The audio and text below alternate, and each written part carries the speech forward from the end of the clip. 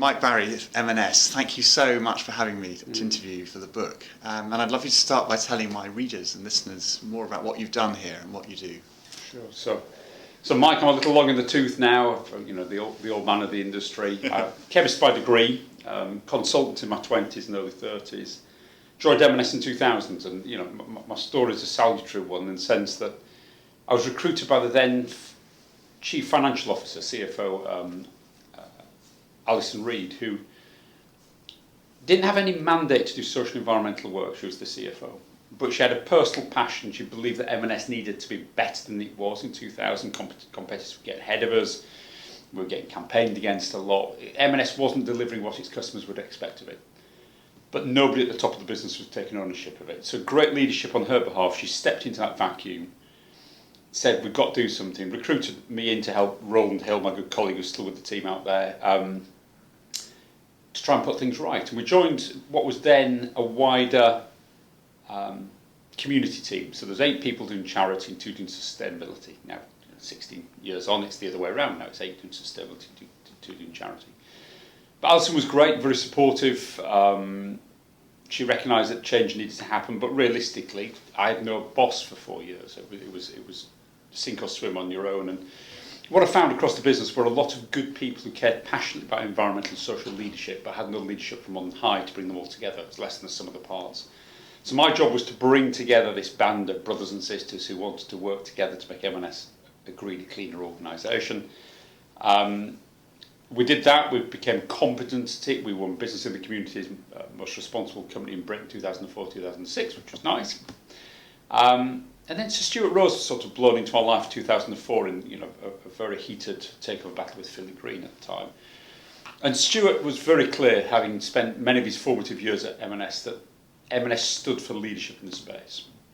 So Stuart, on the back of winning 2006 BIT Company of the Year, said, I don't want to be good at CSR. CSR is risk management, corporate social responsibility. It's about stopping bad things from happening. And we're very good now in 2006 at stopping bad things from happening, best in Britain, but ain't leadership.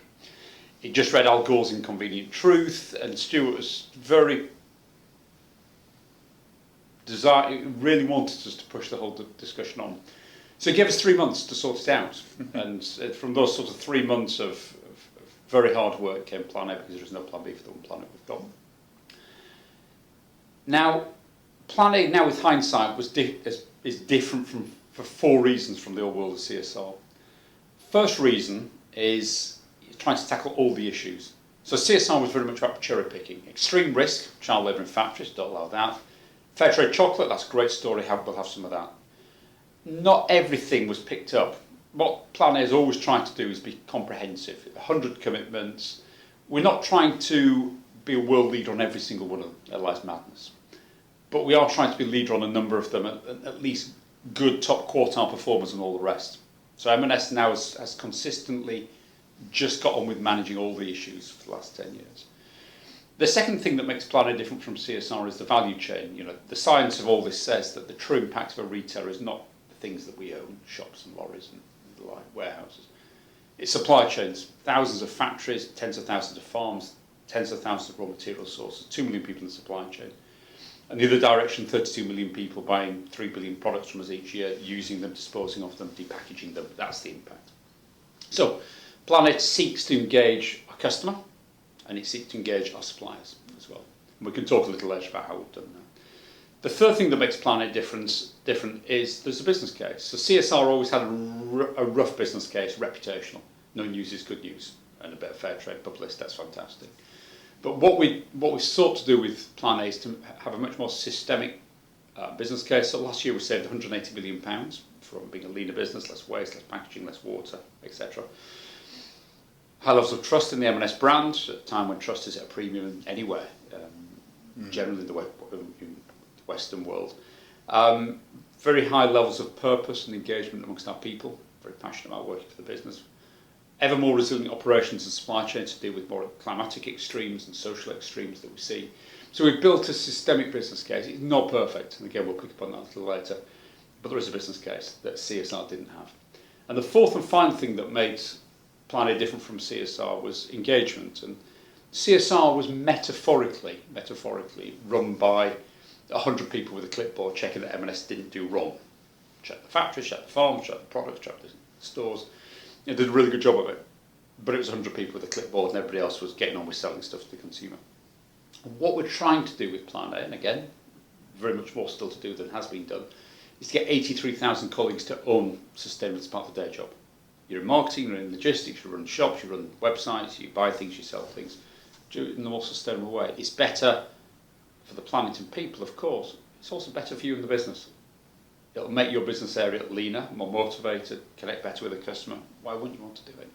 So always we've tried to do with Plan A is to make sure that our people are at the heart of it and engagement. Again, so much more still to be done, but we've all tried to do that. So those are the 4 reasons that made Plan A different 10 years ago.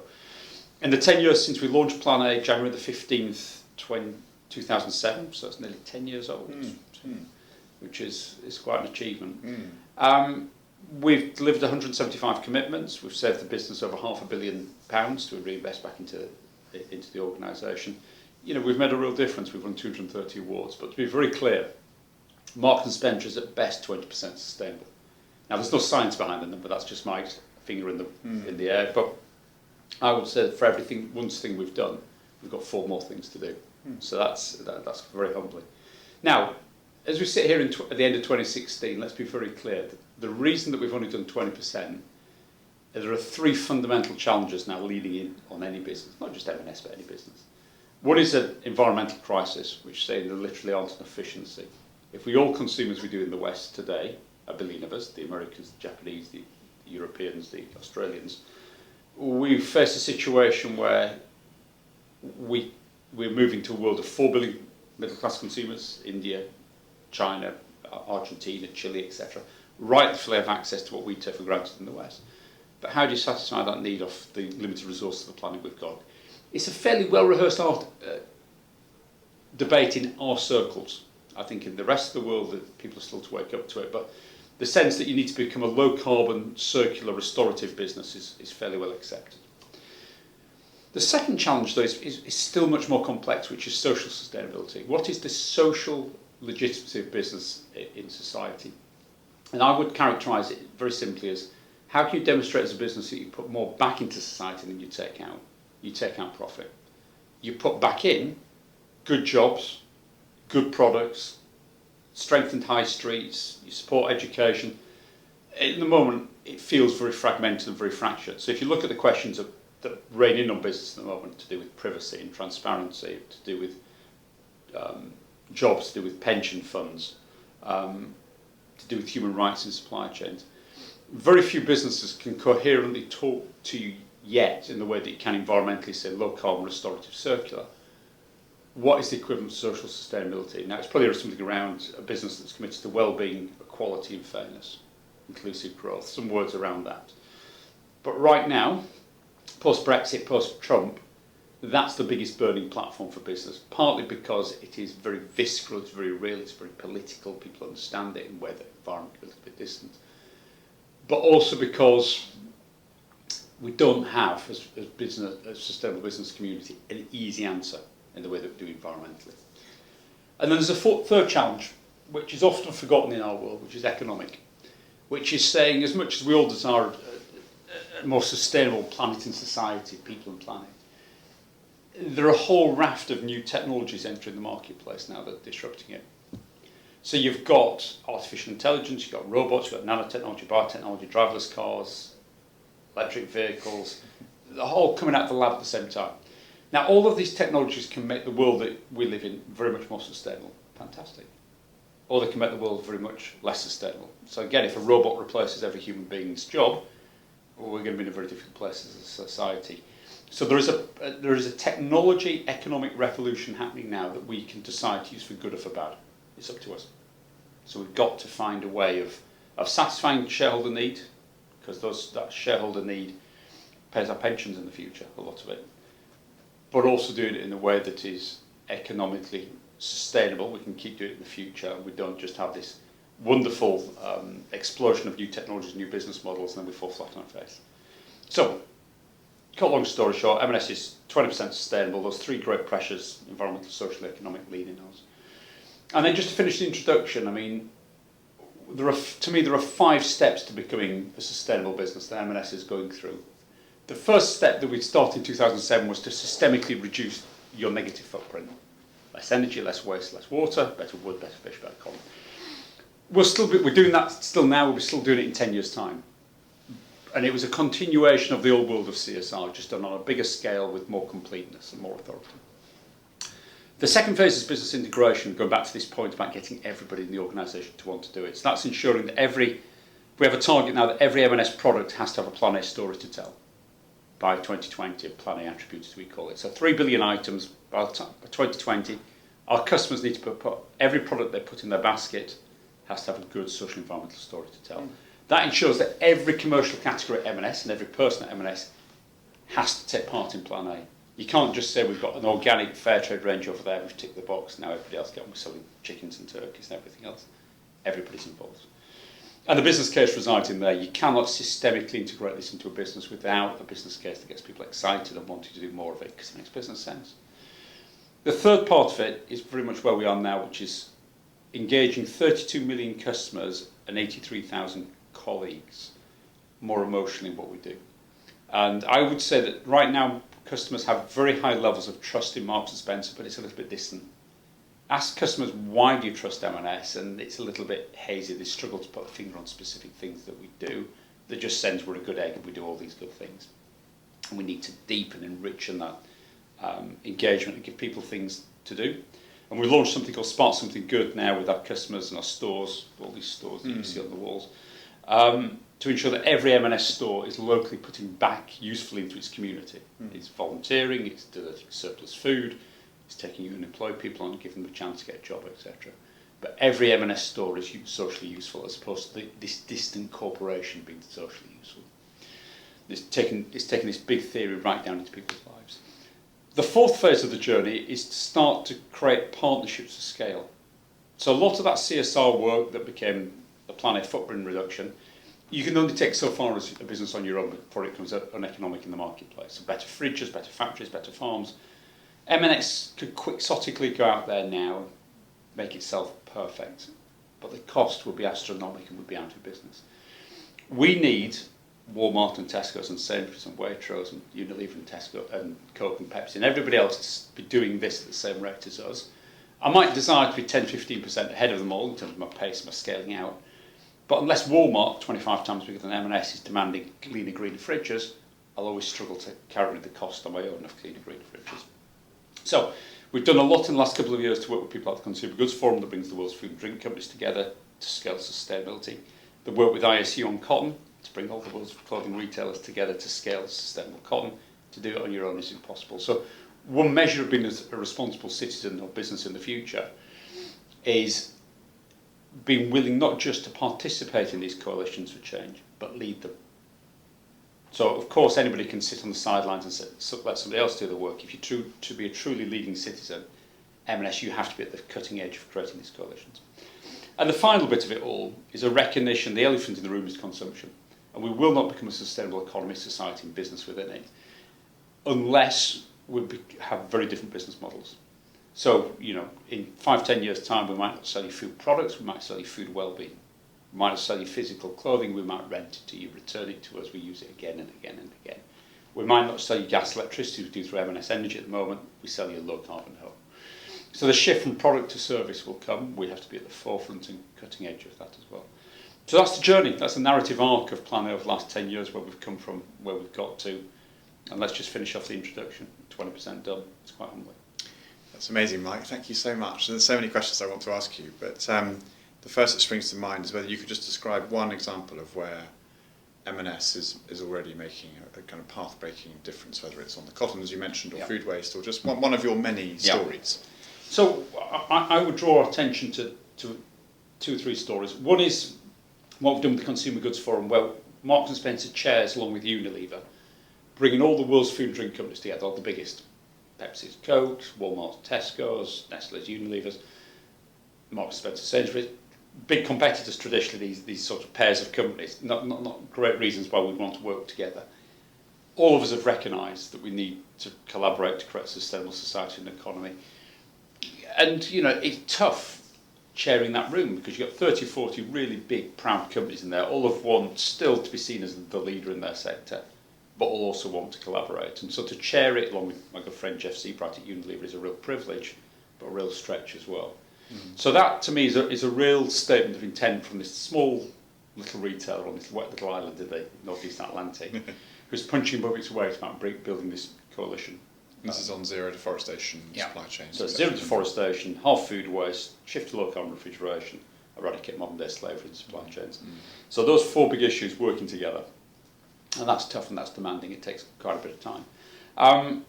The other one I would just sort of point to is what we do on fish. So I think, again, M&S has really led the way in putting its own house in order. So we sell, I'm guessing, about £500 million worth of product that contains fish. So not just the fish that we sell, but an ingredient in pizzas and quiches and sandwiches and ready meals. And every piece of fish in the M&S food hall is M&S's own label fish. So we never hide behind other people's private labels. And it's all now coming from a sustainable source, over 90% of it, or the final 10% of it is working with WWF and an improvement programme to get to sustainability. We could stop there. We could say, we're all right, Jack, we've put our house in order, pull up the drawbridge. But what we've said is, it's not enough to create this little green oasis of sustainable fish in an unsustainable ocean, literally. So what we've gone out there and done is work with the Blue Marine Foundation down in Lyme Bay to prove that marine protected areas do work. You can bring fishermen together with sea anglers, together with retailers, together with conservation groups, to create a common approach to managing that resource for everybody's benefit. You know, we've seen the same, we're doing the same on deforestation now, where we're working on a jurisdictional approach, bringing together governments and businesses, indigenous populations and NGOs, to create the jurisdictions in which we can source within reason, with impunity, because we know it's got good forestry management there.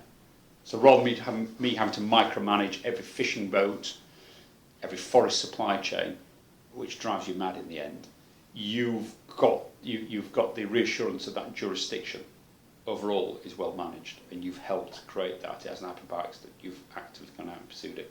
So the CGF and these more jurisdictional approaches to the marine environment and the forested environment, very important. Thank you, Mike. I wanted to ask you about your role. So you're the lead in all of this here, and you speak with great authority. And what role does the CEO play? So the M&S board has been so very important in the whole Plan A journey. And the great thing about Plan A is it survived safely 3 different chief executives. So Stuart Rose inspired it, championed it, drove it into the business. Matt Bolland could very easily have replaced Stuart in 2010 and said Stuart's got his knighthood, has been famous for Plan A, I'm going to do something different. Mark was very mature and said, no, I'll bring something different to it. And Mark has been great about helping create these scaling partnerships globally. So the Consumer Goods Forum, where he's really championed sustainability along with Paul Polman. And then Steve Rowe, who's come in to run the business, replaced Mark in April 2016, has been equally good. So Steve's come in and said, we have to now build and engage 32 million customers, and we have to localise Plan A so every shop is doing its own version of Plan A in its own local community as well. So we do the big stuff, the climate change, the forest, the fisheries, but we also make Plan A relevant in Bristol, in Bath, in Wigan, in Bradford, in Glasgow, in Dundee as well. So each different chief exec has brought something different to the table, but the values of the business have been consistently delivered by them and their leadership team. And again, I think we've just announced that our chairman of 6 years, Robert Swanell, standing down, having led the board so well for 6 years. And Robert, again, as chair of the board, has made sure that the values of the business are consistently held by whoever's in the organisation. So again, that involvement of the leadership team, crucial. What would be needed for another 10,000 companies or 100,000 to follow what you've done and what Unilever's done and a few others? How do we go to scale in all of this? So it's the most important question of all is the word of scale, because it's not enough for Marks and Spencer and Unilever and a few others to win ever more accolades. And I talk about bronze, silver, gold, platinum sustainability. I would rather 10,000 companies did silver sustainability than 50 went from gold to platinum. Because actually what we need to do is get the whole economy moving in the right place. And how do we do that? We do it in 2 or 3 different ways. One is we prove the business case. A few big businesses, Unilever, a great example with Paul Polman at the helm, doing it because it's the right thing to do. They've got inspiring leadership, they've got great morality, they've got great values, But for most businesses to do this, they have to see the compelling business case. Save us money, it'll delight our customers, it'll open up new marketplaces, make supply chain resilient, motivate people. Why wouldn't you do it? So to me, the business case is critical. You've then got a second part of it, which is partnership, which is, it is for most businesses don't want to do this on their own. They want to be safely in a partnership, whether it's the Consumer Goods Forum, whether it's the business in the community, where somebody else has done the initial heavy lifting, they prove the case, you just then have to apply it. And you've got a network of buddies and friends from chief execs down through CSOs to get it done. And the third bit about scale is legislation. There has to be a role for government here that said, we've seen the marketplace needs to do 10 things to become sustainable. Let's say the food and drink industry needs to do 10 things. We see that 7 of those issues are within the gift of the industry to do themselves. Consumer Goods Forum has brought the food and drink companies together doing it, but 3 will have to be done by government, bringing the right laws in, or the right taxes, or the right public information at the right time. And I think we often discuss government in a very binary way. You know, the left believe it should manage everything, the right believe it should do nothing. And I'm in belief of Goldilocks government somewhere in between that says there's 2 or 3 things that government can do really well, and if they do those things well, they precipitate business to move further and faster themselves. But you have to pick those 2 or 3 things cleverly. So let's see what the industrial strategy produced in 2017. Very good. And are there aspects of what this company does and others do that you feel are really intractable to solve from a sustainability angle? Food waste, packing, or soy and chickens. I mean, is there something there which kind of keeps you awake at night, which you feel, oh God, I just don't know how to crack that one? The encouraging thing about sustainability is I think most of the solutions exist for us to become 50 to 75% more sustainable. So again, I'm talking very loose figures here. So I've said M&S 20-25% sustainable today. I think there's another 50% of the journey that can be done by applying systemically and with scale to those solutions. The final 25% of the journey, maybe a little bit more, will only come from these radical new business models. Now, interesting, those radical new business models are starting to emerge in the way that Tesla's disrupted the car industry. So 2 or 3 years ago, the car industries would have turned around and said, electric cars, they don't lead, they don't go far, they're never going to take off. Tesla drops into the middle of the marketplace. It's aggressive, beautiful looking, high performance car, very desirable, great status symbols. You know, it's too expensive for most people, but it's really shaking the marketplace. So now all the big 6, 7, 8, 9 car companies around the world are responding with very much better electric vehicles themselves because they can see which way the marketplace is blowing. So today's solution will get us so far, they need to be scaled with real authority. But then you've got this raw capitalist desire to win that's also starting to disrupt sectors. You know, one sector I've always looked at with interest and thought was too conservative and too old in its ways to change was banking, the finance sector. But lots happened again in the last 12 months, equivalent to Tesla, fintech has emerged. And suddenly everything from Kickstarter to Kiva to peer-to-peer lending, suddenly there are so many different ways of handling, making, lending money that it's a very brave big bank now that sort of sits there complacent and says nothing's going to change. It will. So I'm an optimist that if we make the right decisions, we can become a very much more sustainable economy and society. But we have to make those decisions. And we'll just finish off with one perhaps on the circular economy, which says a circular economy, perhaps more than any other part of the sustainability jigsaw puzzle, needs coordination. You need all the big businesses to agree to use one plastic, so there's one material in the marketplace that's easy to recover and recycle. You need all councils to agree to have the same collection facilities rather than collect 26 different plastics in 26 different ways.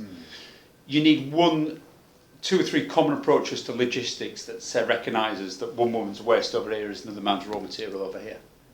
And if you left it to the classical marketplace, it will just sink down to a series of hundreds, if not thousands, of different micro solutions, none of which line up. So the circular economy does need a degree of design in the way that other elements of the sustainability journey need some, but less. So they all require some kind of intervention and design to get us there. Brilliant. And so you've just done 16 years, Plan A's done 10. And my final question, how do you see the next 5, 10, 15 years playing out? Yeah. What's the Mike Barry plan? What's the Mike Barry plan? I'm too knackered and too busy to worry about everyone else worry about me. I've always had a very clear career ambition to change 1,000 companies for the better. When I sit there in my bath chair with the grandkids on my knee, I want to be able to say, I did something, you know. And the one thing I want to do is that 1,000 companies are better for my input. Now you can't work for 1,000; you can work for 3, 4, 5, 6, 7, you know, a small number. So you need to work for 1 or 2 companies that are so prominent and influential that inspire 999 other companies to take a lead. So whether it's through your supply chain, you know, thousands of M&S suppliers are in a better place because of Plan A Consumer Goods Forum. Plan A has helped inspire the Consumer Goods Forum to go to another level, or whatever it may be. I need to work for a company that is driving that scale in the marketplace rather than just winning awards for itself. So right now M&S offers that to the point at which the business gets bored of me. Yeah, you know, surely not. no, it will. I mean, that's just the nature of leadership. You'll find a point at which it's right for the business and for me to move on, do something else. I suspect I've got one more big job with me. Don't know what it is at this stage, and I don't know when you cross that bridge. You know, might be a short period of time, it might be a longer period of time. But keep remembering, it's all about changing 1,000 companies for the better. That's what sort of drives me on. Fantastic. Well, Mike Barry, thank you so much, and thank you for all of your leadership and inspiration in this sphere, and thank you for agreeing to an interview. I really appreciate it. Pleasure. Thank you.